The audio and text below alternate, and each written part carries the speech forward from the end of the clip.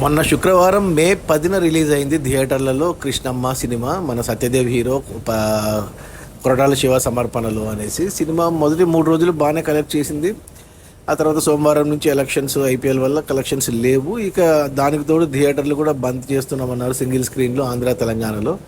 ఇక ఈరోజు మే 17 సరిగ్గా శుక్రవారం థియేటర్లలో వచ్చింది. ఈ శుక్రవారం అమెజాన్ ప్రైమ్లో ఓటీటీలోకి వచ్చేసింది. అసలు ఒక వారానికే ఓటీటీలోకి వచ్చింది అంటే నాకు అసలు ఆశ్చర్యం వేస్తుంది.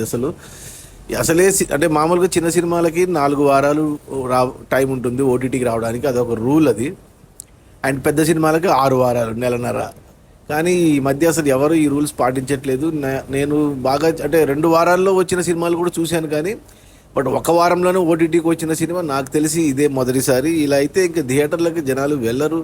ఎలాగో 1-2 వారాల్లో ఓటీటీలో వస్తుంది అనేసి ఇక అసలే జనాలు సినిమాలకి థియేటర్లకు రావట్లేదని ఒక సైడ్ థియేటర్లు బంద్ చేస్తుంటే, ఇలా ఓటీటీకి వారానికి వచ్చేస్తే ఇక ఫ్యూచర్లో కూడా ఎవరు రారు థియేటర్లకి.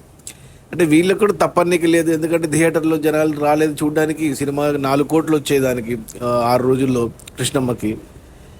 ఇక కనీసం ఓటీటీలో అంటే మామూలుగా అయితే 2 వారాలకి అని మే 3 కనుక అగ్రిమెంట్ జరిగిందని తెలిసింది అమెజాన్ వాళ్ళతో. 2 వారాలకి రావాల్సింది, బట్ థియేటర్లు బంద్ అయ్యేసరికి వాళ్ళు కూడా ఏం చేస్తారు, ఇక ఓటీటీకి వస్తే కనీసం అమెజాన్ వాళ్ళన మంచి రేట్ ఇస్తారు వాళ్ళకి.